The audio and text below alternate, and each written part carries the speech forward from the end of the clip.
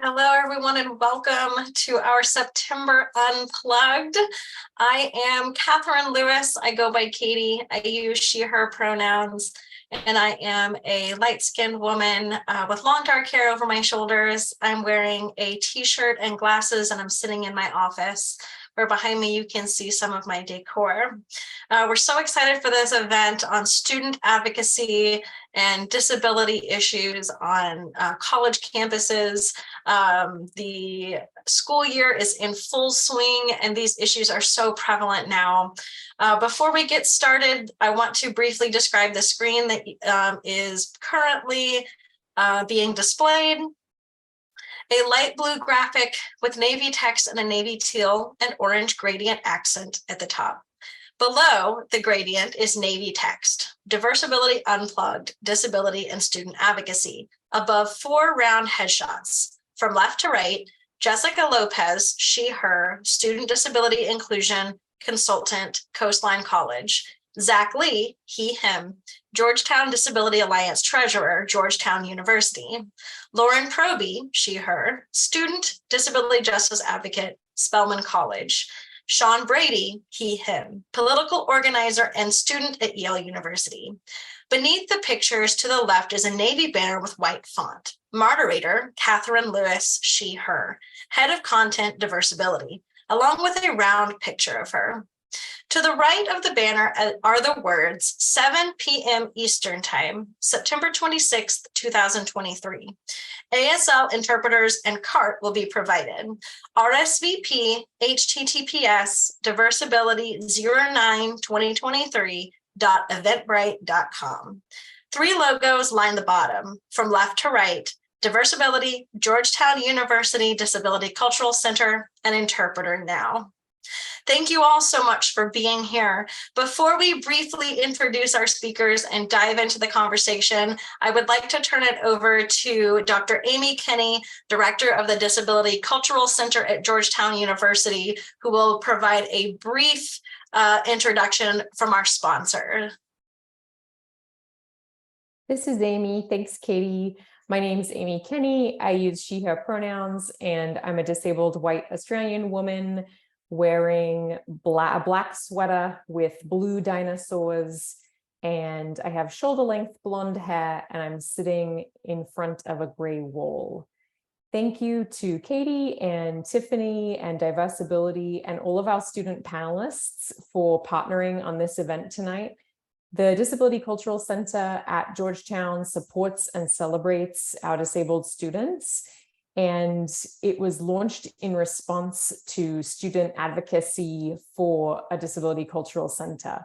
So I'm so excited to learn with and from you tonight, and I'll hand it back over to Katie to introduce all of our wonderful panelists.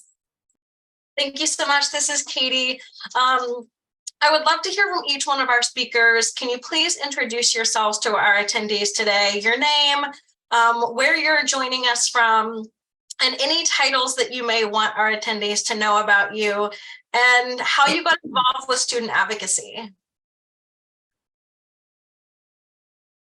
Sean, would you like to share first? So everybody's a little bit shy this evening. Sure. Hello, everyone. My name is Sean Brady. Pronouns he, him. For an image description, I am a white passing man with dark curly hair, a bushy beard, and a gray suit on in a kind of eclectic looking apartment.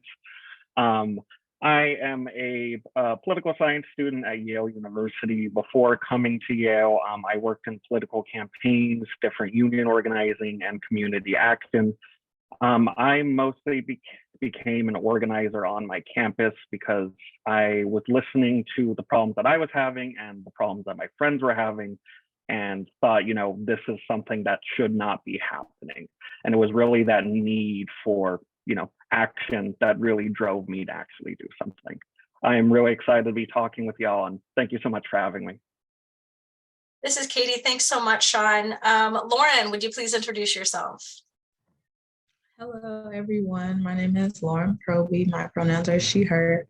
I am a young African-American woman with long black box braids, and I'm wearing brown glasses. I have a white sweater, white and blue, and I'm sitting in my dorm room. And I am an English major at Spelman College, which is an all-women's historically Black college in Atlanta, Georgia. Um, and I became involved in student advocacy because I had already been involved in advocacy in high school. And so I became involved in that because of my personal experiences as, navigating life as a disabled person. But in college, I really started to learn about a lot of like the institutional barriers and the structural barriers in higher education. And so I started to organize around that. So thank you all for having me, and I'm excited to be here. This is Katie. Thanks so much for that introduction. Jessica, can you please introduce yourself? Yeah, hi, I'm Jessica Lopez. I am a young Hispanic woman. I have medium length brown hair and I'm wearing a turtleneck with like pink flowers on it. I am majoring in business, economics, and communications at Coastline College, and I will be transferring to Arizona State in January.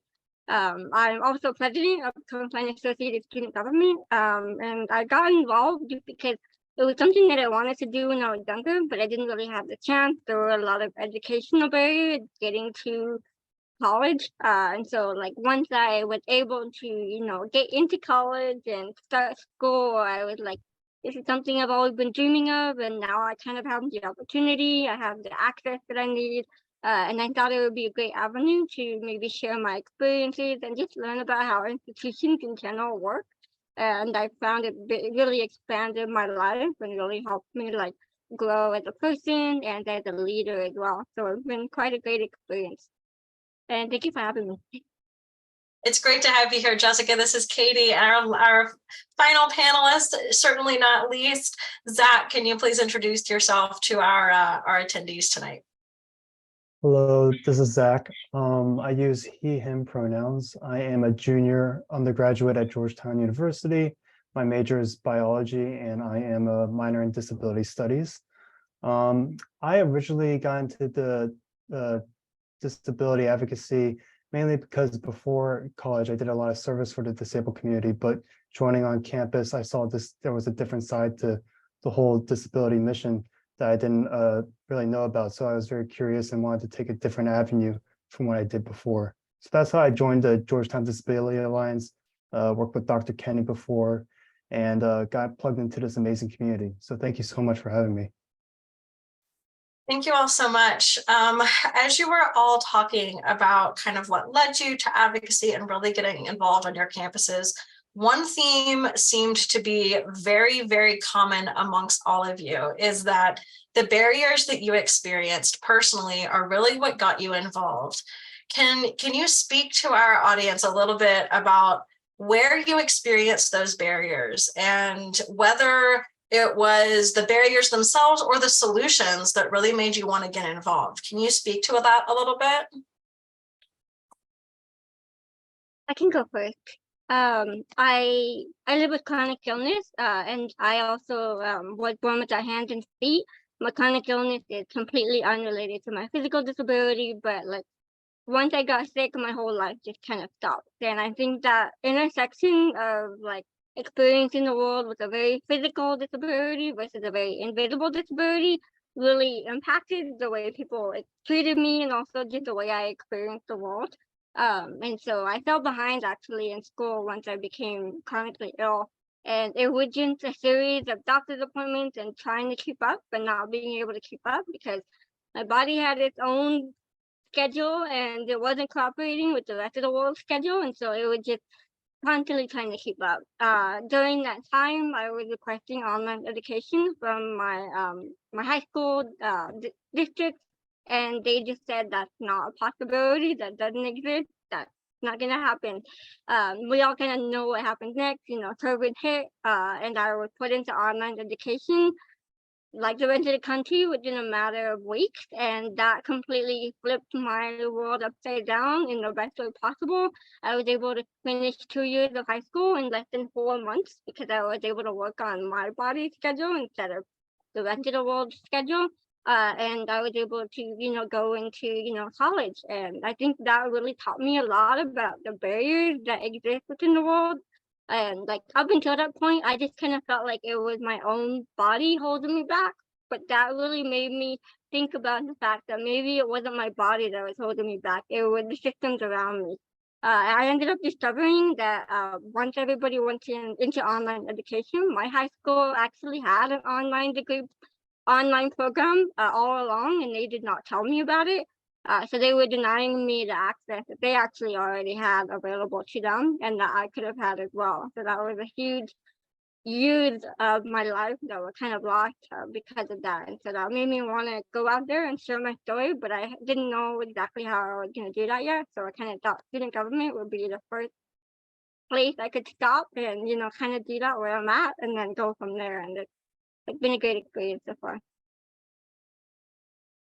This is Katie. Thank you so much for sharing that. I feel like, as you were talking about, how COVID really flipped everything upside down for you in the best way possible. I feel like that is such a common experience for many students, that the access needs that so many of us were denied beforehand all of a sudden became, commonplace, and they were everywhere. And I think that points to the areas where before it was a matter of having to fight for those things, and now it seems to be just a reminder of how much it was possible, instead of having to necessarily educate others about the existence of those accessibility features.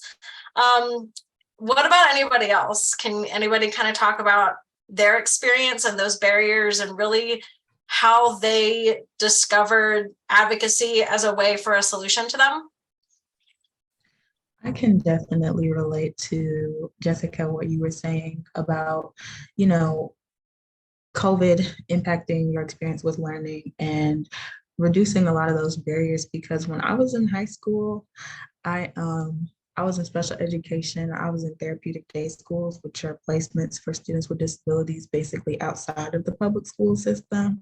And a lot of those institutions, they're very underfunded. They don't have the same opportunities, extracurricular opportunities, guidance counselors, learning material, anything as public schools. So I struggled a lot there for a lot of reasons. You're around a lot of different types of people. It can be intense. But when COVID happened, everybody came home and everybody was doing online learning. I was living my best life, and I was like, wow, I really like this. And I just thrive being at home in my own space and being able to learn at my own pace and being able to be out of an environment where, I was always told what I couldn't do, what I didn't have access to, all these things, etc. So that was a lot of the barriers in high school. As far as experiencing barriers in higher education, I would say the process of transitioning from special education to higher education was a lot. Like, I didn't have anybody who understood the process of applying to college as somebody coming from therapeutic day schools. And it really shouldn't have been that complex of a process. It was just the fact that my public school didn't really know how to give me advice or how to guide me, because they were like, we've never had a student from special education pursue higher ed. And I'm thinking in my mind, well, it's probably because a lot of the narratives that you tell students that they can't do and things like that, but it was really challenging. So I didn't even think I could get into college. Then I got into college and I felt a lot of just imposter syndrome and a lot of things. And then even dealing with barriers in higher ed, as far as just institutional ableism and things like college policies, like medical leave policies. I just got back from medical leave, which was a whole thing, and reintegrating and coming back. So it was a lot, but I feel like it was the barriers that made me get involved in advocacy, but it was also a lot of the solutions and the community that I found in the disability community and the advocacy community that made me stay involved in advocacy, because it can be really heavy and really complex at times. But as far as, meeting other disabled students at my campus and starting to organize around disability issues, especially at a historically Black college, it's just given me so much confidence and so much just joy to be able to show up as my full self. Like, I think a lot of times at HBCUs, we don't talk about disability, we don't acknowledge disability. We act like it's not there, because I think as a culture, sometimes Black people struggle to understand this concept of what does it mean to be disabled, not just medically, but as an identity, like as a social identity. What does it mean to be disabled? And so navigating these things and all these questions with my peers, and especially in a community of like Black women, has been so just phenomenal. So yeah. This is Katie. That community is really life-changing. And I'm glad that you really touched on the issue of the institutional access barriers and ableism within the public school system, but also that transition to higher ed, because not only are those barriers very real within higher ed and within public institutions themselves, but that transition period is so tantamount to our ability to even pursue those levels of education as disabled people. And I think that that's not talked about nearly as much. So thank you for really touching on that. Gonna put a pin there because I definitely want to come back to that, but I want to also ask our other panelists for their feedback on this particular question. So thank you for that. Yeah, this is Sean. I can go ahead on that one. So when I was starting to get the symptoms for my chronic illness back in high school, I went very quickly from a student who was, pretty well liked by faculty to just really quickly on a dime, someone who was just hated and kind of talked bad about simply because I did not fit in that really slim mold of what was considered a right and good student. And what was so interesting is even at that time, I suggested like, okay, well, we have these cameras, we have these microphones for remote learning. Why don't we use them? And I remember them specifically saying, oh, well, those are for very specific cases for people with disabilities who need them. And I remember like standing there being like, I'm telling you, I need this. This is affecting me. And it was interesting because like I barely got out of high school and decided to go to the university for first time. And, it was variations on a theme. People did not want to help me even when I asked for accommodation. But it was when I decided to go back to school during COVID, when everyone was starting to use, accessible technology, where I was able to literally lay on my bed with my camera off while the room was spinning and be like, yo, I can't tell you how great this Zoom thing is. Like I'm able to get an education while like having a bad day with my disability. And I don't want to jump the gun, but I did see someone's question in the chat with how we're dealing with the fact that remote learning is being rolled back. And like that is a very concerning thing because, coming to Yale, it's a very, very old school, very, I don't know how to politely say it, but they're very entrenched in their ways. And I've had to very often be like, well, you have this Zoom option and you offer it. Why are you not giving it to me at this time? And I think it's only with like 10 years of experience having a disability that you learn like, no, I actually need to be the one to advocate for myself. When a 16-year-old, as Jessica said, they think they're the problem. They think if they do a little bit better, they can just get past that, when that's not the case. It's the surrounding circumstances that are not supporting us. This is Katie. You speak to a reality that so many of us are experiencing as, so many of you talked about how COVID really gave you an opportunity at an education that you did not have before. And now we're seeing those rollbacks happen.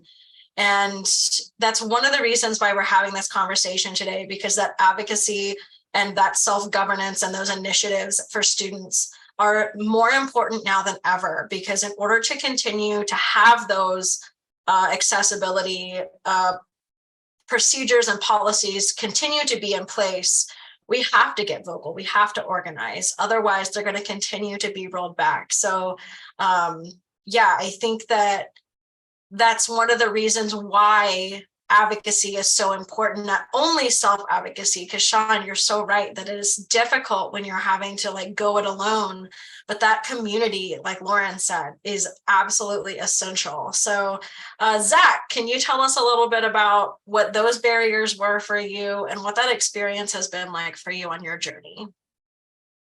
Of course. Speaking to my experience at Georgetown University, I think one issue that we always talk about in our organization is just that lack of accessibility, which I think is a topic that everyone's brought about in many different forms, from like the physical of there are so many stairs at Georgetown, there are not enough elevators, to the Zoom option being great during the pandemic, but that also being rolled back. I agree with Sean a lot. There are very specific professors who, for lack of a better term, entrenched in their ways, who are, never did a Zoom option even during COVID and just expected people to show up for lectures in person, to more to professors who are more understanding about people's different circumstances during the pandemic, and still keep doing virtual recordings and such, helping all students out. I think accessibility can also go for community. I know initially I thought the disabled community at Georgetown was very small, but only when I was plugged into it did I realize how much of a large community it was at our smaller university. So I think that goes for a lot of people who feel alone, perhaps not thinking that anyone else is on them in that journey, but they don't have that connection to our community, the lack of accessibility, and not knowing that there are other people around that can help them with this sort of thing. So I agree with everyone with everyone else, honestly. This is Katie. I kind of want to shift gears just a little bit. All of you were talking about your own personal experiences, but I want to gauge a little bit of what your opinions are based on your experiences having been in college or university and being really tapped into those communities of disabled students. What would you say are the most pressing issues currently for disabled students and staff, because I don't want them to be not included in this conversation, on today's college campuses? We talked a little bit about accessibility, but that's such a broad topic and there's so many different avenues and parts of that. Can you all talk about that a little bit?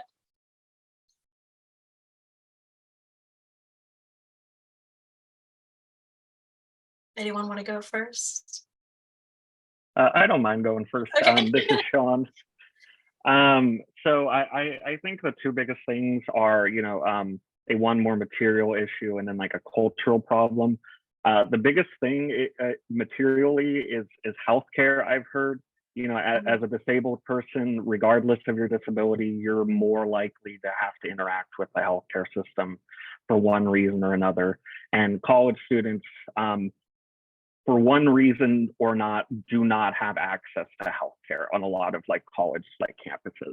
So we either have to figure out a way to fund that through our own pockets, have it take up part of our scholarship, which means less money for us to actually make ends meet, or we just go without. And I've seen plenty of people who are saying I would really like to be going to therapy, really like to be handling the psychiatric issue, or be seeing a doctor for my chronic illness, but I just can't afford.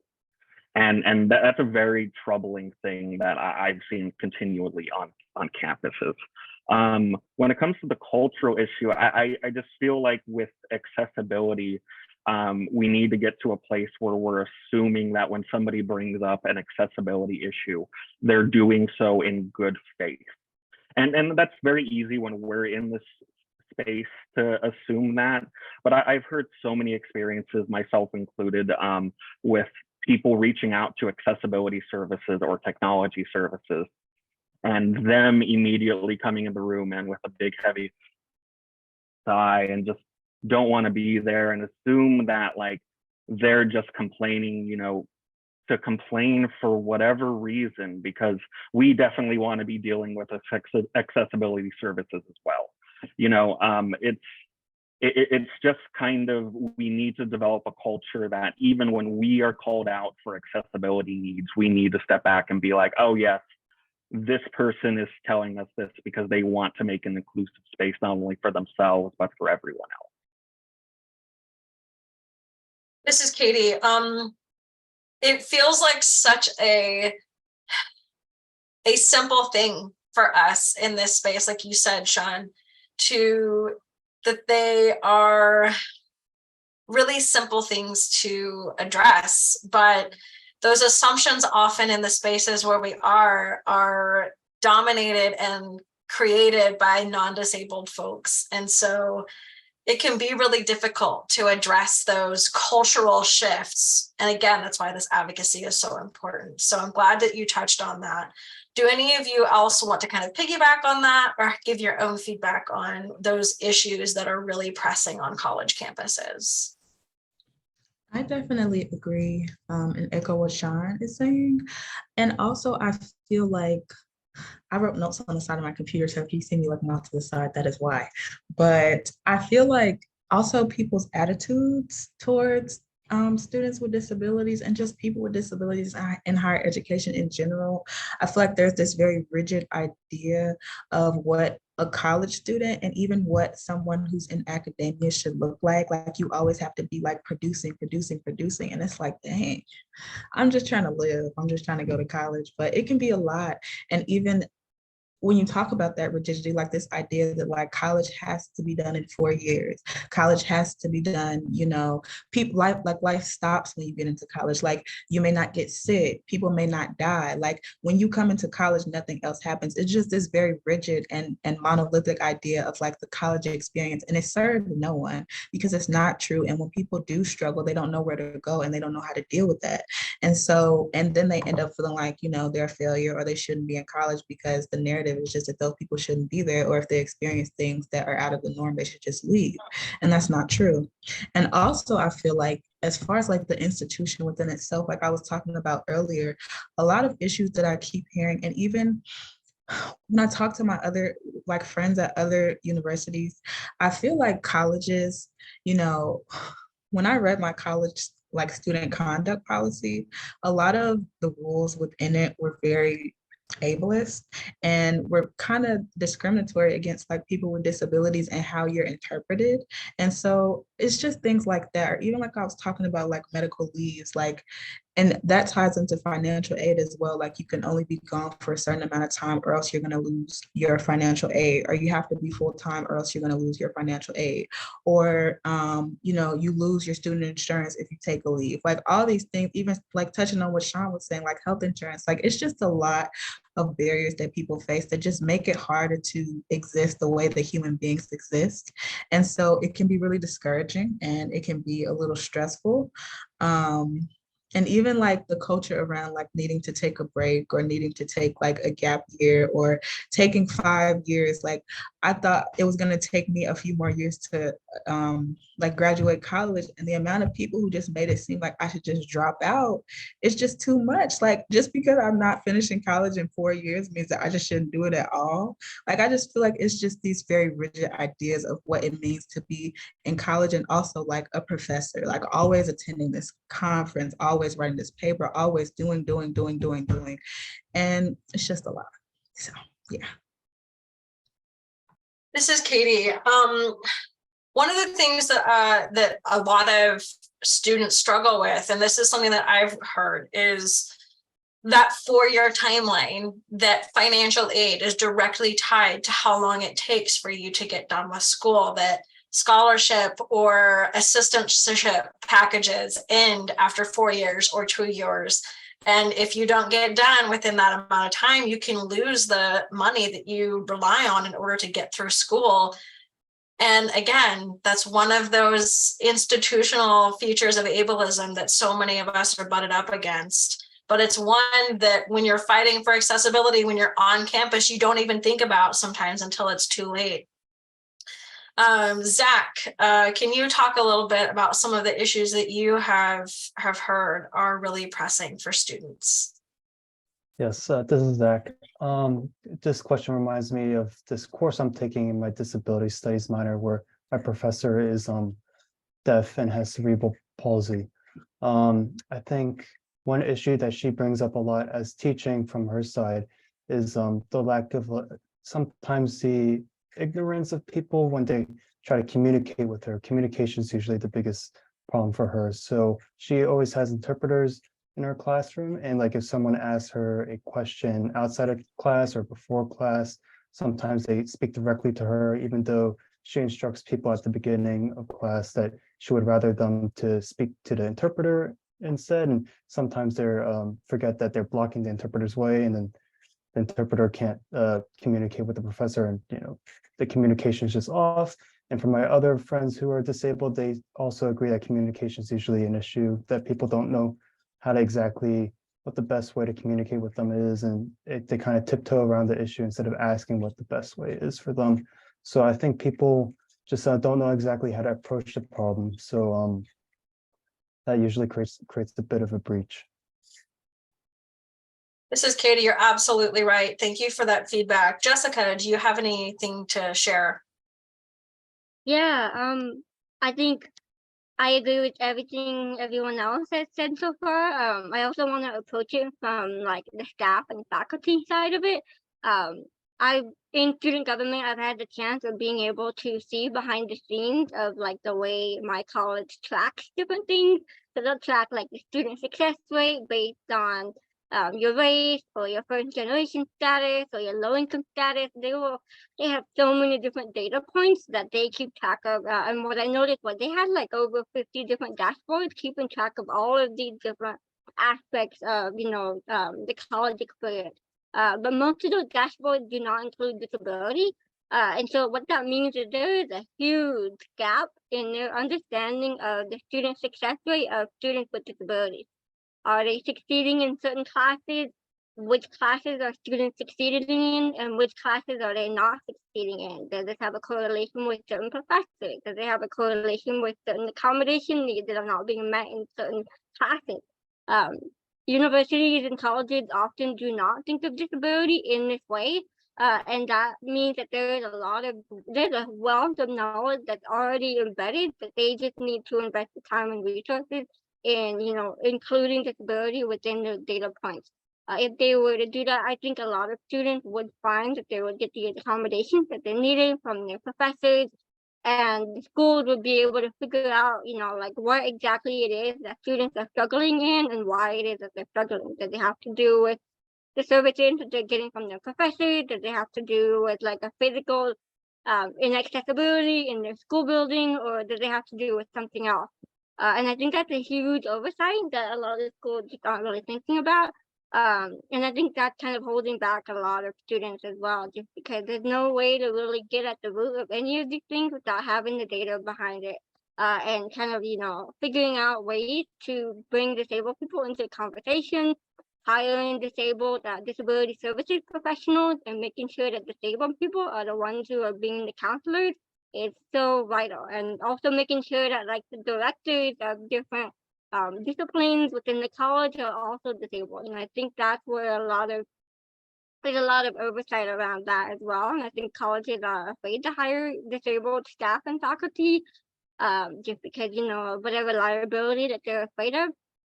But students like us, we need to see that. We need to see disabled professors. We need to see them as leaders within where we're at, because that can be us one day. And I think that's something that the school definitely needs to work on as well. This is Katie. You bring up a really interesting point that we don't have a lot of representation in higher education. And some of it is often because there isn't the accessibility and the inclusion and the culture necessary to encourage those who are considering these career paths to pursue them in their own education in order to have those careers later on, to have the representation for our generation hoping to see the same thing. So it ends up being this kind of like cyclical catch-22 of sorts, that without that representation, those of us who are students don't feel like we're going to have those opportunities. And so we don't go into those career fields. So there's another generation lost of representation. So that's where that advocacy piece comes in. And I really want to get to some questions on that advocacy, because you've touched on a really key piece of how do we solve these problems. And each one of you have become involved in your own campuses through student governance and advocacy. So I'm a little bit curious about each one of the avenues that you have taken in your advocacy on campus, whether it's an official capacity or non-official capacity, and why you chose to take that path in order to help create the kind of solutions that we've been talking about so far. We haven't heard from Zach in a little bit. So Zach, can you kick us off and talk about that for a minute? Sure. This is Zach. So for the Georgetown Disability Alliance, we try to focus on 3 different pillars. So advocacy being one, community, and education. I'll speak to the most recent event that we've done this past semester that focused on education. We felt that a lot of students at Georgetown, a lot of them come for to get into the political field or such. And as a pre-medical track student myself, I wanted to introduce the intersectionality between disability and healthcare. So we brought in experts from the Kennedy Krieger Research Institute that works on neurodevelopmental diseases and disability and healthcare and that intersectionality to educate students who are interested in healthcare and such about that kind of world, because not too many students, I believe, knew about that those connections. And we got a good decent turnout, and we focused on the education part. They got to connect with all these experts after the panel and such, and they got to ask their own questions and see what kind of programs and other things they also had, to see what kind of resources there are out there. So that's one way we try to advocate, by educating the students here. And luckily, a lot of students are interested in those facets of the disabled community. This is Katie. I love that you're really focusing on that education piece to really make sure that students know that there is that resource available. Does your organization primarily focus on education in the sphere of advocacy, or do you also do other initiatives? We also do, this is Zach, we also do other initiatives too. We try to do one education event, one advocacy event, and one community event per semester. So the next one we're working on is probably community in the midterm season, as all students probably need that while they are studying a lot. This is Katie, keeping it well-rounded. I absolutely love it. Lauren, can you kind of talk about how you are getting involved and how you see your involvement solving some of these larger problems? Yeah, so I am a member of my school's social justice program. And so our social justice program has a lot of different initiatives. So they have a partnership with an organization called Justice for Black Girls. And Justice for Black Girls is a nonprofit organization that basically advocates for Black girls and advocates against systems that harm Black girls. And so a part of my fellowship, I chose to focus my research and my presentations on Black girls with disabilities. And just for reference, the organization defines girlhood for people aged 12 to 24. So a lot of college students also fall within that definition of girlhood. But yeah, so I focus a lot of research on Black girls with disabilities, specifically, if you've ever read or heard of the author, Dr. Monique Morris. She has a book called Push Out, which is basically about the criminalization of Black girls. And then she also has a book called Sing a Rhythm, Dance a Blues, which is about, how do we reimagine education to liberate Black girls and include Black girls and just include marginalized people in educational spaces. And so, from that context, I'll put in the chat, I just saw a comment, but from that context, I focus a lot of my research on what does it look like when Black girls are included in educational spaces instead of just excluded. So like, what does this idea of Black disabled girl magic look like, and how does it interact with the education system? And especially as you think about the transition between high school to college, and also what does it look like when Black girls have community in places that a lot of disabled people occupy, like institutions, and how can that be used to uplift this idea of the inner Black girl? So I'm working on presenting at a conference, and the reason why I even joined Justice for Black Girls in the first place is because disability isn't really a conversation on my campus. And so I felt like it would be a good avenue to focus on something that everybody cares about, because obviously we all attend the HBCU and we all care about Black people, but merging disability into Black girlhood, I felt like that was a good way to do that. So whenever I hear people talking about the organization, that's a way that I can talk about what I'm interested in, and ask them what they're interested in, and meet people and network. And thank you, Tiffany. And meet people and network. And also since high school, I've been on, so I'm from Illinois. So I'm on my state special education advisory council. And so I represent students with disabilities. And so a lot of the work that we do is making policy recommendations and reviewing policy recommendations to the governor's office. And we also meet with legislators. We have different committees. And so a lot of the work that I do is nominating people onto our council to kind of control a lot of those narratives and control a lot of decisions that are being made. And also to be able to like theorize my own experiences as a student in special education, because I feel like sometimes people see that I'm in college and they think like, oh, it couldn't have been that bad because you're in college. But I want to disrupt that because it has been a lot and it has been a journey. And I feel like I understand a lot of the experiences in special education, and also, how can we, change this narrative about students in special ed so that they too can pursue higher education, because there's nothing special about me. So yeah, that's a lot of the advocacy work that I do. And I'm also working with a peer in partnership with the Social Justice Program to start a disability leadership coalition. We're in the early stages of planning. So we're talking to faculty, which has been a lot because I don't know a lot of faculty on my campus who are passionate about disability, but I do know a lot of people who are passionate about social justice. So I feel like disability rights is a social justice issue as well. So we're kind of trying to communicate with other people and get the word out. But yeah. This is Katie. You are definitely staying busy in that advocacy space. Not sure how you have time to study, but you apparently are making it work. So thank you for telling us all about how you have gotten involved. Sean, can you tell us a little bit about how you have gotten involved and how you hope to solve some of these problems? First, capacities is the Eli Whitney program, which is a program for traditional who either worked in their field or who are veterans. This is kind of what needs are, and making sure you talk to funding to make sure people are supported with the information so that they can add them, get that funding as well.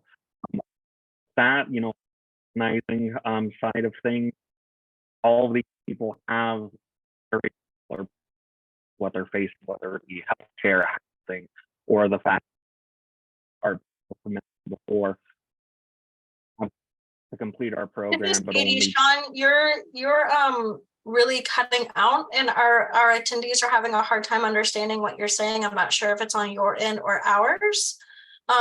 Could you maybe mute yourself and then come back in? I'm not sure if that would work.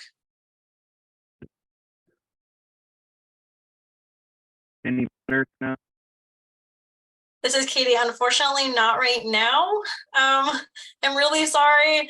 Hopefully you can, if you want to put your answer to this question in the chat, please do, and we will circle back around and try and see if this technical issue gets resolved, because we really want to hear from you. In the meantime, I want to continue this conversation of this advocacy space. And so many of you are called very, very intensely to advocacy to help address the accessibility and ableism issues on college campuses. But the reality is that not everyone feels called to advocacy for whatever reason. Maybe their capacity is not there. Maybe they have other priorities. Maybe they're just not sure how to get involved. So how can people who may not feel called to organize or can't for whatever reason still make a difference in the world of college campuses and disability issues? Jessica, can you start? Yeah. For me, I just think it's important to start where you're at, and that's exactly what I did. I felt called to join student government, but not everybody has that calling or has the capacity to do that, and that's definitely okay. But it's really important to make sure that you're bringing awareness where you can, whether if you're sitting in a classroom and your professor is talking about social justice, maybe raise your hand and say, well, have we considered the disability side of this conversation? That's a great way of just kind of starting where you're at. I think it's also really important to for colleges to make sure that they're bringing disability into the conversation. For myself, I built my own leadership within my student government, but I also took it statewide. So I developed a resolution that I passed in my student government that said that my college should be doing more cultural celebrations around disability. For example, elevating, the history of disability, or elevating, disabled artists and activists and this entire, population of disabled people who have changed history, but we just don't really talk about. And my school does really great job of like elevating a lot of different cultures, like Hispanic Heritage Month or but they do not do that for disabled students. And so that was one thing that I found a gap within my college, and I think that's a great way of colleges and students figuring out ways to host events that include disability in that conversation, whether it's a student panel and you intentionally bring in a disabled student into that panel, whether it's, some sort of, celebration or a party or, whatever it is, just bringing disability into that in some way or another, just in your daily activities. And I think that's a really great way of starting. I ended up taking that resolution that I passed in my college all the way up to the California state level. It was passed and it will be impacting the California community college system as a whole.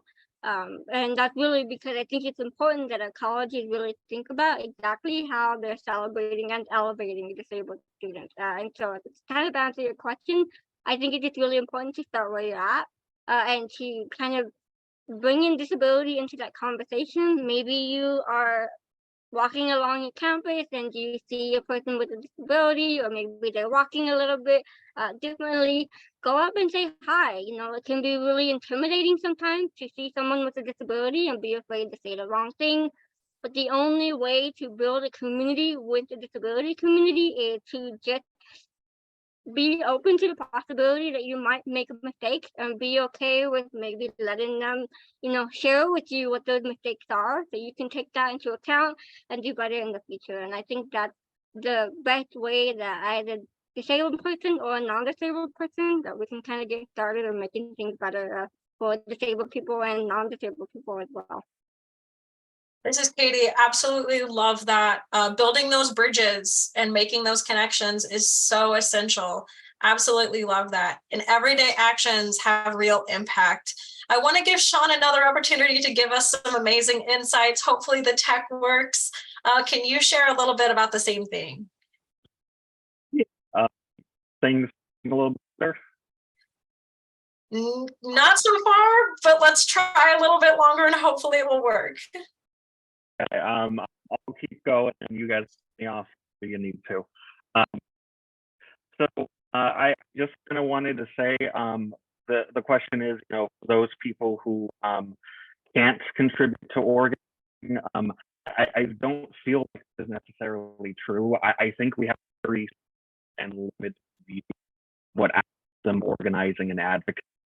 And I think it's like, white man in front of a group of 500 people with a megaphone, and active.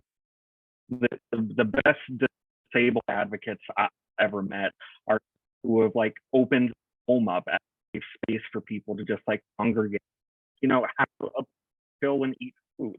I had people who have coordinated text messages for organizing groups gone out, and even people, just cooks or door knockers or out from constituents.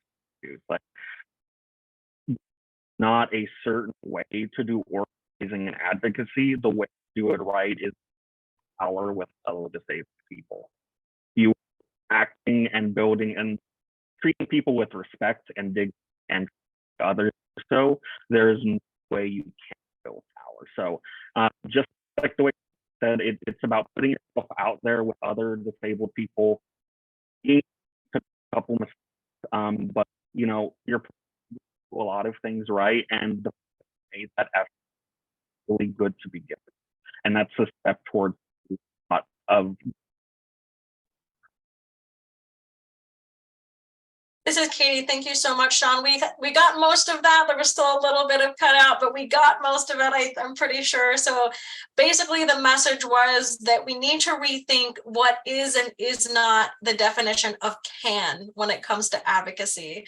Just being there, acting, doing your daily due diligence to connect with other human beings, with other disabled people in your community, non-disabled folks who can potentially be allies in your communities. That is all still advocacy. It's like you said, advocacy doesn't have to mean being in a group of 5,000 people with a megaphone or on TV or in front of the White House making legislation. It can be these daily actions that still make such an impact. And that's a very powerful message from you, Sean.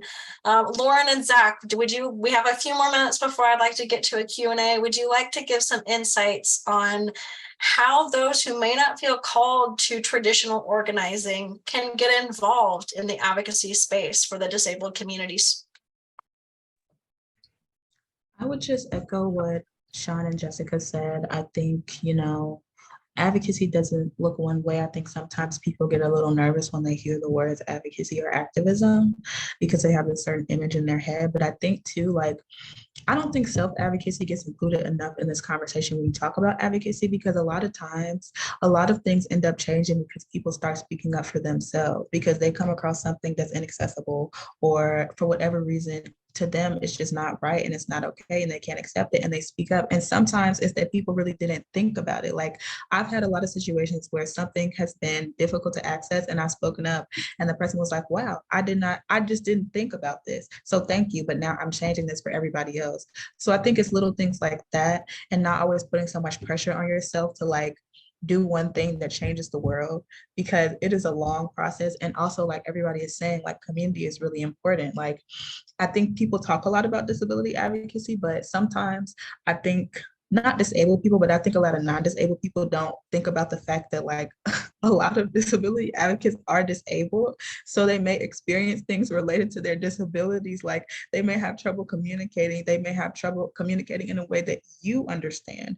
A lot of things. They may not feel comfortable being around people, but sometimes I think people are quick to say, that person is this way, that person is that way. Don't be like that. Like Jessica was saying, don't be afraid to go up to people, and don't be afraid if you're going to get things wrong. That's how you build community, and that's also how you learn. So just echoing what everybody was saying, but I see so many questions in the chat. But yeah, thank you. This is Katie. We are getting a lot of questions, and Tiffany, our CEO, just let everyone know that we are probably not going to get to all the questions today, but this is a phenomenal conversation, and we will be opening up chat in our Facebook community. The link is in the chat to continue this conversation with all of you. And many of our guest speakers today are members of that community, so they will probably be in there following this conversation as well. Can continue giving you amazing insights on this issue. Zach, can you tell us a little bit about your advice for those that want to get involved? Of course, this is Zach. I personally didn't start out on the whole advocacy journey. I felt like I was a student who didn't know much about it, and I joined, my Georgetown Disability Alliance the end of my freshman year. So I didn't really know exactly how to get started on that journey or what to do per se. But for me, something that really helped was just echoing what everyone else said, just getting to know some people, getting to be curious, not, respectful, hold them with have dignity for them. And by sooner or later, you'll be friends with them. And then before you know, you'll have a natural passion for this advocacy stuff. And with that, the decisions come a little bit easier. You get to, after making those connections, does the advocacy part come a little bit more naturally, at least from my view. And then then I knew that I could do smaller interactions. We'll focus on the big picture. It got me a lot more involved, and I think that passion comes from making that first step, that connection, to be friends with them. I think that should be the foundation of anything. When you're just trying to go for a bigger goal, it should start from smaller steps. This is Katie. Thank you so much for that insight. The message seems very clear from all of you that just those everyday actions, taking some of that pressure off of yourself, is a really great way to get involved and to advocate in ways that you never knew were possible. I want to ask our presenters one last question before we go to our Q&A. I'm not going to call on any of you from the room for the remainder of our session. I just want whoever who has an idea to go ahead and share that. I want this to be sort of an informal, very organic conversation because we have a lot of questions and some of you may have something to contribute and some of you may not. But before we get to that Q&A, I want to ask you all one last question. So you've talked about how you have gotten involved, what has led you here, how you're involved now, why it's important to you. What are the next steps for your advocacy? How do you plan to continue disability advocacy work beyond your graduation? Because believe it or not, you're not going to be college students forever.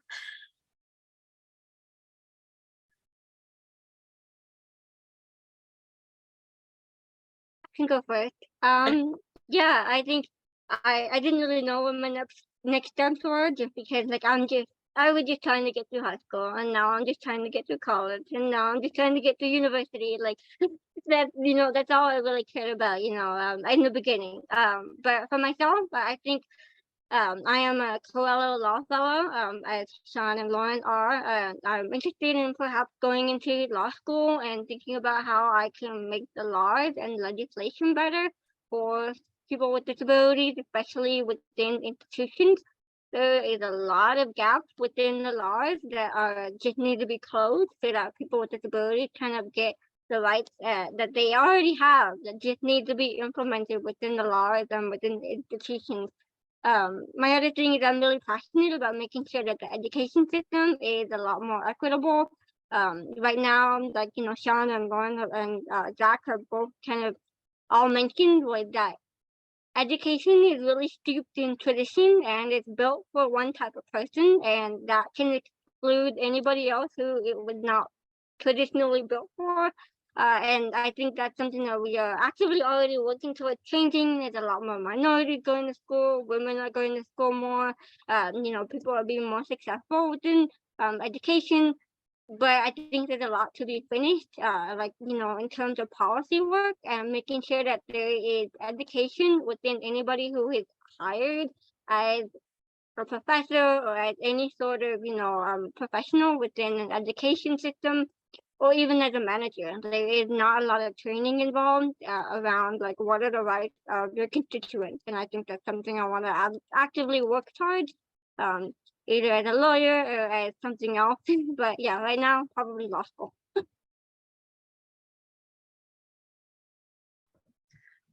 Yes, like Jessica was saying, I am in fellowship with her and Sean. And really, I feel like our law fellowship has just got me excited to continue advocacy, like you were saying, just beyond college, because this past summer, I had an internship at the National Disability Rights Network, and NDRN is basically the largest provider of legally based advocacy services for people with disabilities in the country. And they oversee the protection and advocacy system that basically protects people with disabilities from abuse, neglect, harm, discrimination, et cetera, but also encourages people with disabilities to become self-advocates and learn about their rights and things like that. And so protection and advocacy systems have the authority to go into institutions like psychiatric hospitals, like group homes, like jails. And I'm really interested in doing that type of legal work. And so advocating for people with disabilities who are in institutions, who don't have a voice, who don't have, access to really the outside world. As somebody that has spent most of her life in and out of institutions, it can feel like a very dark path and just feel like, people don't care, but, like everybody was saying, it's important to have disabled people in those roles who do care and who do understand and who do see the urgency of these issues and see the person behind the problem. And so that is a lot of the work that I'm interested in doing. But like Jessica was saying, I'm interested in law school. I've been on Instagram and on social media reading about law school and trying to learn about it. And some things are a little concerning, but I'm just trying to stay positive. I think it'll be okay. But yeah, law school. Several of you getting involved with law. I love it. Changing those policies for all of us. It's such a fantastic avenue. Sean and Zach, would you like to share on this question, or should I go ahead and get started on our long list of attendee questions? Sure. I don't mind me going. Third time's the charm. We'll see if it'll hold for this question. The thing I kind of like about advocating for people is you're like a plastic bag just floating through the wind. You always just find new things that you can talk about and help people with, because problems are ever changing, people are changing. So I'm kind of really comforted by the fact I don't know what I'm going to be doing in the next couple years, nonetheless tomorrow. But yeah, I am a Coelho Fellow as well. I'm really interested in law school. I'm also studying experimental political psychology, talking about prejudice and how people make up stereotypes and how that affects, liberation movements like the disability rights movement. I think, that theoretical work is really important, but also I don't think you need to go to law school or have a graduate degree or anything to be a disability rights advocate. That work is great, but the people I'm studying usually have never been in school before. They are people who have learned on the ground and, just talk to people and really hear what they need from their community and from their society. So not really sure what tomorrow is going to bring, but I'm just happy that to be part of a great community like the disability community and to be advocating for as many people as possible. This is Katie. What a great outlook. Figuring out where you need to be when you need to be there. Fantastic plan. Zach, what about you? Yes, this is Zach. I feel a little bit the odd one out of the group on the pre-medical track, but yes. But I do have like some ideas on what I definitely want to continue disability advocacy. I also try to keep in touch about like what the news is for like medical schools, and some recent trend that I've been finding is like students and professors and such trying to start disability curriculums in medical schools to understand how to intersect the disability with bedside manners and how to handle those sort of situations, which seems to be like a new sort of thing that's going on, only starting with a few medical schools. But I was thinking ambitiously that'd be kind of cool to do if I get the chance to go to the medical school or such.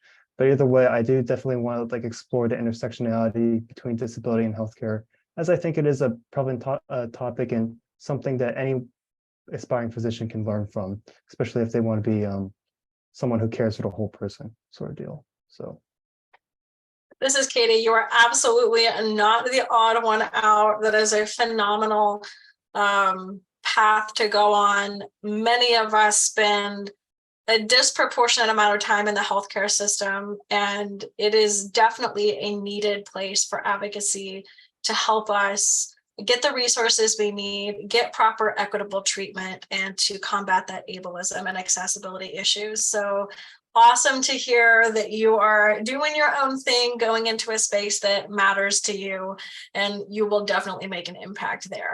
So thank you so much, all of you, for answering the questions, for having this awesome conversation. We're going to shift to our attendee questions. The first question, and then anyone who wants to answer any one of you, just go ahead and unmute yourself. We're going to keep this a little bit informal. So our first question, I'm going to try to make this a sort of a two-part question. So we had a couple questions regarding faculty and working with faculty members. So the first one being that this person has heard that faculty members often express mistrust towards students with approved accommodations. There seems to be a general assumption that disabled students with accommodations are, quote, working the system. Can you share advice for how to respond to these types of things? And further, this is where the second question comes in. How can students work with faculty and staff to further promote positive change for disabled students in college campuses? So first, that advice on how to address those ableist assumptions, and then further, how to shift those narratives to work with faculty to advance accessibility and inclusion for disabled students. I can take this one.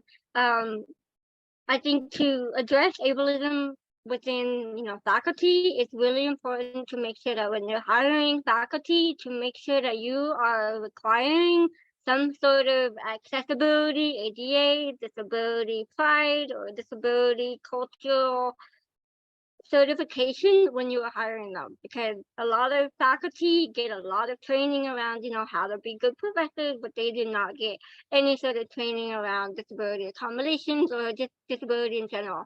I think that is the first thing that needs to be a requirement. And I think a lot of schools see that as an optional thing. It should not be an option. We need to kind of like put our foot down and say this needs to be required for all faculty. And also we need to make sure that those trainings are continually done. Just like, a lot of the, mandatory trainings that there are for faculty, we need to include disability rights within that training. That should not be optional. It needs to be required in schools. Need to think about it differently.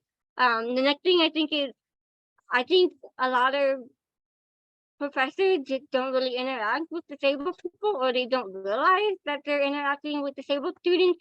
And so I think as students and as, culture, we need to make people feel more comfortable about sharing their parts of their identity, which include disability, so that professors feel like, I have interacted with disabled students and not even realized it. And I think that if they realize how common disability is, they might not think of it as gaming the system, because accommodations are just getting us to an equal standing as someone without a disability. It's not taking us over or giving us a privilege. It is just trying to get us on equal, to get into equal kind of, access that we need to be successful.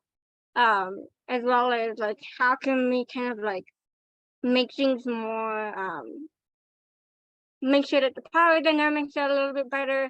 I think it's really important to bring disabled students into the conversation, make sure that disabled students are being elevated. Maybe, making sure that there's like publications, or if you have a school newspaper spotlighting disabled students. There's a lot of different ways to make sure that disabled students and people are visible within the education community. And I think that's the best way that we can move forward. This is Katie. Some great advice there on how to kind of bridge those knowledge gaps, because I feel like a lot of these assumptions come from lack of understanding, those really conditioned beliefs, those narratives that many of us go through adulthood acquiring, and they turn into knowledge gaps. They turn into that lack of awareness, and getting through that is definitely the first step. Do any of our other panelists want to take a crack at that question, or should we move on to other questions? We have Zach and Sean who are unmuted. I don't know which one of you wants to go first. You can go first if you want.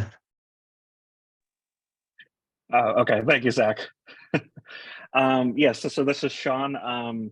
So when I was working as a counselor for non-traditional disabled students at my community college, I originally came in with the mindset that like telling people when this happened, to be very passive, to be very gentle, to try to be as understanding as possible. And that never ended up working out. For the people who didn't know better and who it was a misunderstanding, they continued to misunderstand and not give the accommodations. For the people who were just actively denying and being prejudiced, they continued to do so. Of course, you want to be successful. I mean, you want to be respectful. You want to be as successful as possible within this realm, and you want to present yourself in a very nice light.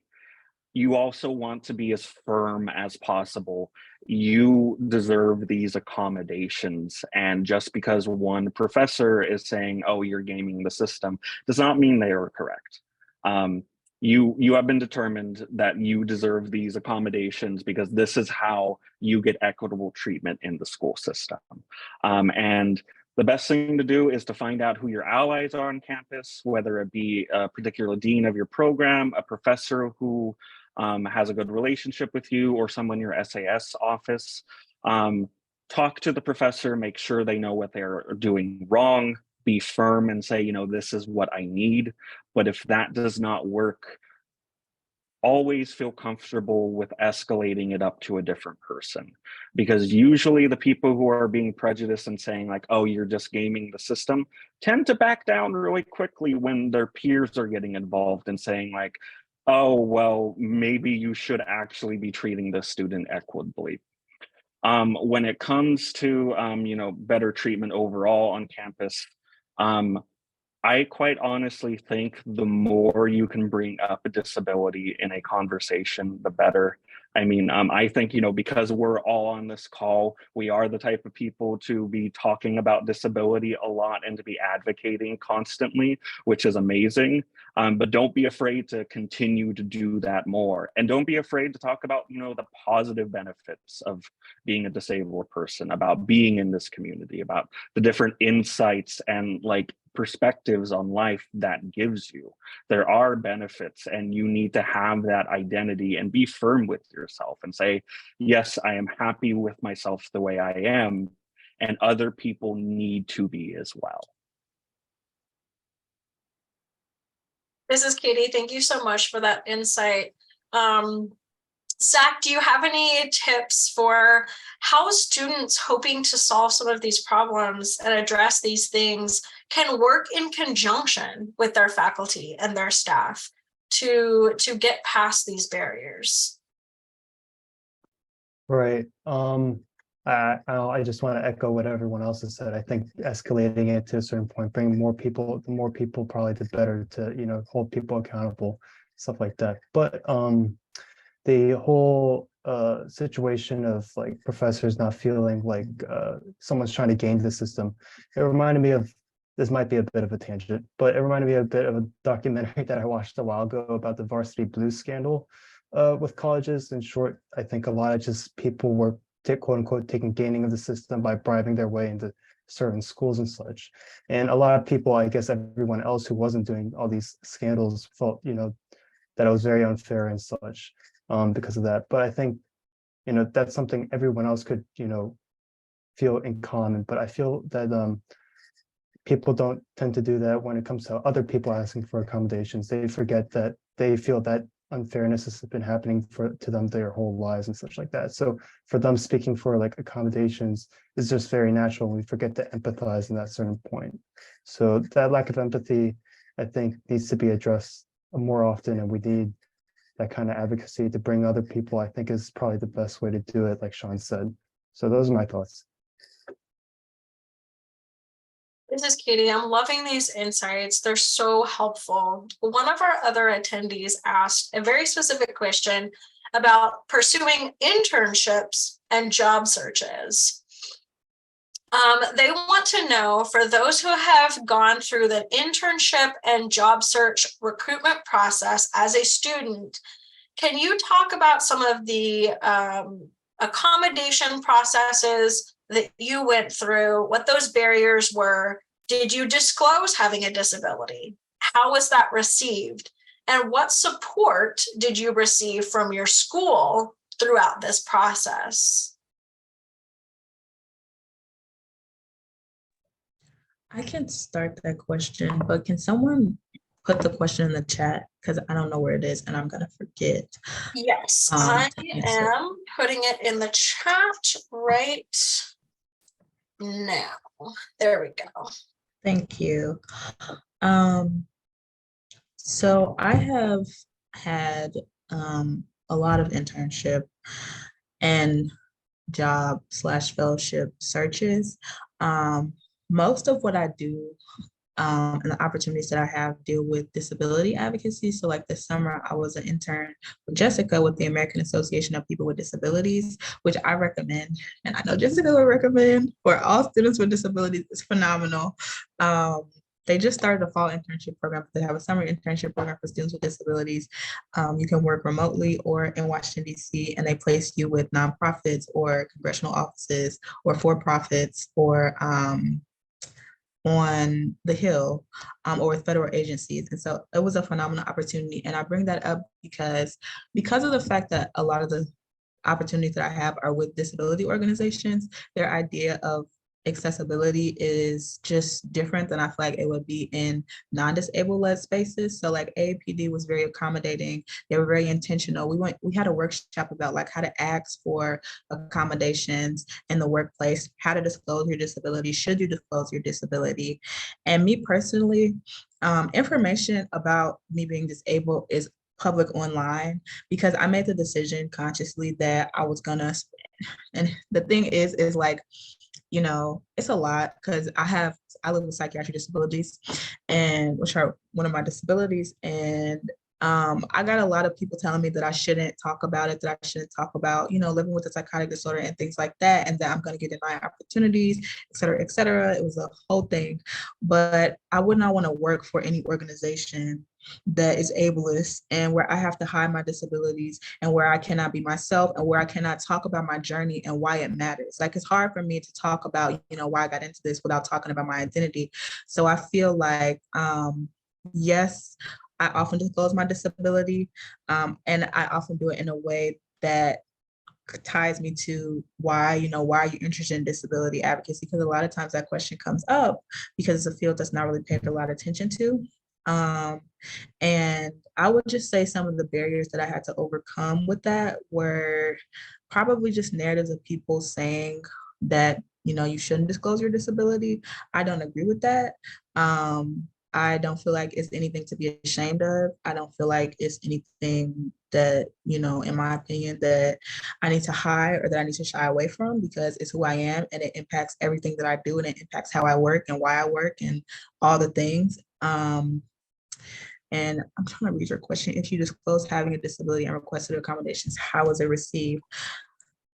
A lot of the accommodations that I request, I pretty much have on my own. Like, I use a screen reader, and even just figuring out how I learn. So I do a lot of things independently, and a lot of accommodations that I have, I just use them independently. So it's not really the process of requesting it. The most that I've requested has been breaks. So people are always okay with that. And then what support, if any, did you receive from your school's disability services and career offices? So there's this platform called the Workforce Recruitment Program. And my school, so it's for students with disabilities if you're interested in interning or working for the federal government. And your school can have a school coordinator. So it's somebody who helps you with the process and who can support you through the process. My school does not have a school coordinator, but I still was able to work with the organization to be able to like sign up and things like that. So I guess I'm answering this question in two ways. Like, in one aspect, no, I didn't feel like I was supported in the career process by my college. I feel like they kind of don't really see like disability internship, like disability advocacy as something that's necessary or needed. But on the other hand, organizations still work with me despite my college not working with me in that realm. Hope that makes sense. But yeah. This is Katie. That was a really thorough and helpful kind of rundown about what that process is like. The internship process is so unique, and I'm really glad that one of our panelists at least have gone through that process with disability services and gave us some insights. So thank you so much for that. Any of our other panelists, would you like to answer that question about internships and job application processes, or are you ready for the next question? I can jump in a little bit. My internship placement in the AAPD program was actually at the Department of Labor. So this is extremely relevant to my internship experience. I think I echo what Lauren said. I think it's very important to be comfortable with the idea of sharing your disability with any potential employer. Just because you want to be able to gauge whether or not they will be able to support you either now or down the road. And I think a lot of people are kind of like focusing on getting in the door, and that's 100% like valid, but it's also important to make sure that you're supported while you're there. And so if you disclose your disability to the employer, you're also giving them that chance to prepare to support you. If they have, you know, the right mindset and they have that right culture, they want to know so that they can support you within your time, as an employee or an intern there. The next thing I want to add is that the internship process can be incredibly intimidating. I think it's really important to not hold yourself back. I in my first semester, I applied to over 60 internships. I got 2 interviews and I got 1 internship offer. That is a very low rate of interviews and offers. I think it's really vital to just put yourself out there, apply to as many things as possible, and don't hold yourself back by saying like, oh, maybe I'm not qualified, maybe I'm not good enough. Leave that decision up to the people who are reviewing those applications, and just kind of put yourself out there and see what happens and what sticks. All of my opportunities have just been me applying to random things and just seeing what sticks, and what stuck was, life changing for me. But I had to not hold myself back from trying out the possibility of getting those internships or those fellowships or scholarships. This is Katie. Great advice that, it may be competitive and it may be really scary, but it is worth it to go after those internships and work for organizations and with organizations that are going to support you and your whole identity, including your disabilities. So another round of great advice. So we have another question from our attendees. They want to know what are some simple ideas and tips for building the foundations of community that we've been talking about this evening, starting as early as possible in elementary school, in high school, to set communities up for being able to support college students better.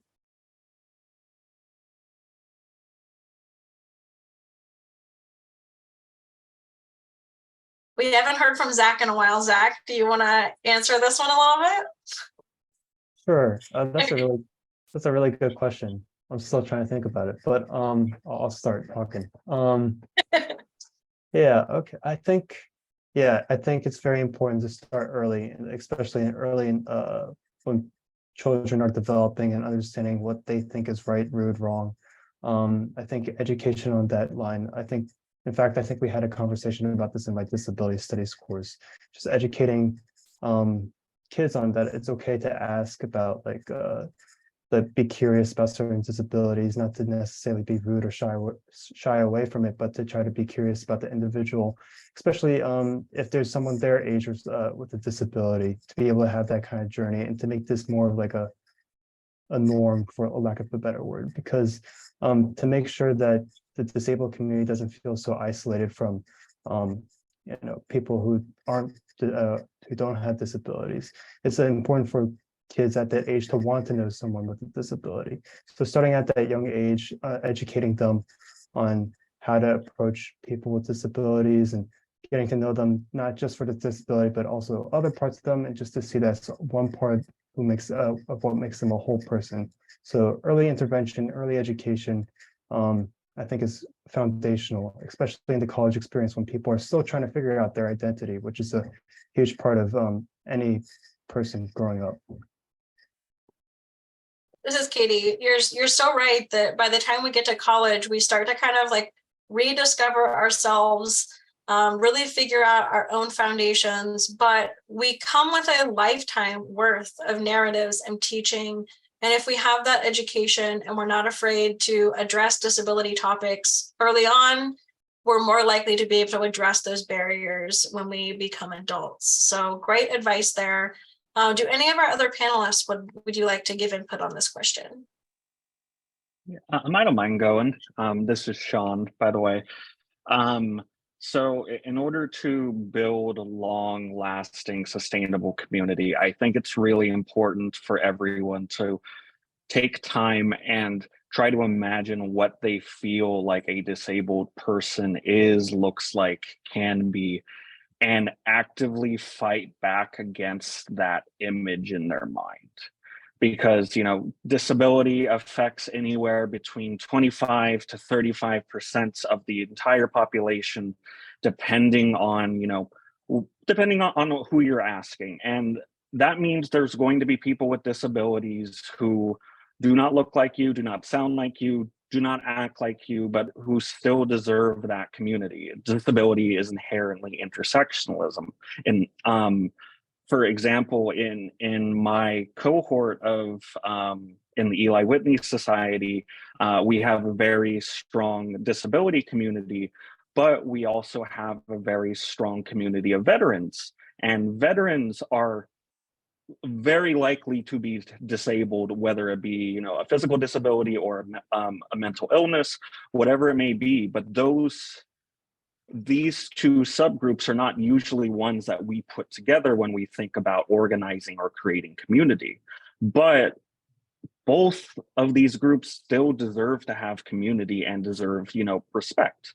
So we need to actively be fighting back against what our stereotypical image of a disabled person is. And you never know how, you know, just talking to someone who you think might be able-bodied could lead to, you know, down the line, they are, you know, either friends, have family, or themselves have a disability. So it is always important to have those conversations, regardless of whether you think they're going to be fruitful in the end. This is Katie. I personally am so glad that you brought up that topic of those different types of communities. As a disabled veteran myself, those intersections are so deep running, but also the assumptions about both communities are also, they run so deep. And that impulse for us to think of certain things when we, you know, envision a veteran or we envision a disabled person, fighting that impulse is really so enlightening to have you give that advice as a way to make community. I love that. We're almost out of time, but I do want to ask one last question. What is your vision for the next generation of disabled students? What is your hope for the next generation?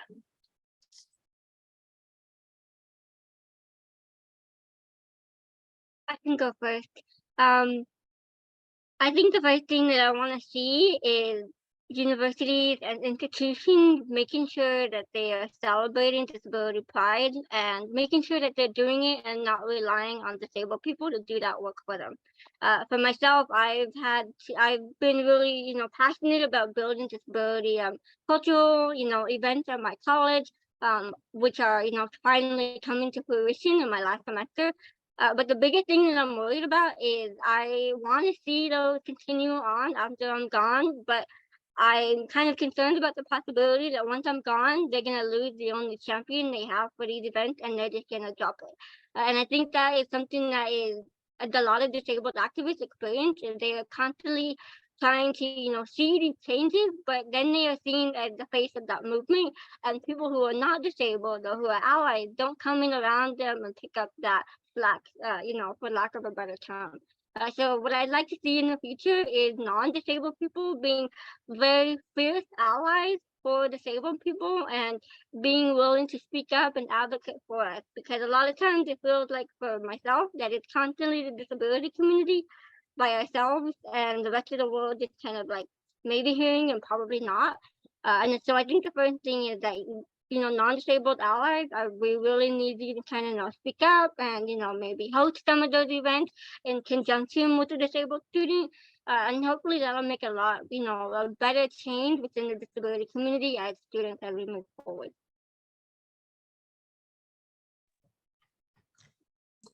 This is Katie. Thank you so much for that fantastic feedback. I want to be respectful of everyone's time, especially our panelists and our amazing interpreters who have been here helping us out tonight. For this conversation, we could go so in depth and there's so much here that we could talk about. If you are interested in continuing this conversation, we had so many more questions from our community. Please join us in our Facebook group or in the Diversability Leadership Collective. Both of those links are in the chat. We would love to have you there to continue conversations like this and others related to disability pride. Thank you all for being here, and we will see you next month for our next event.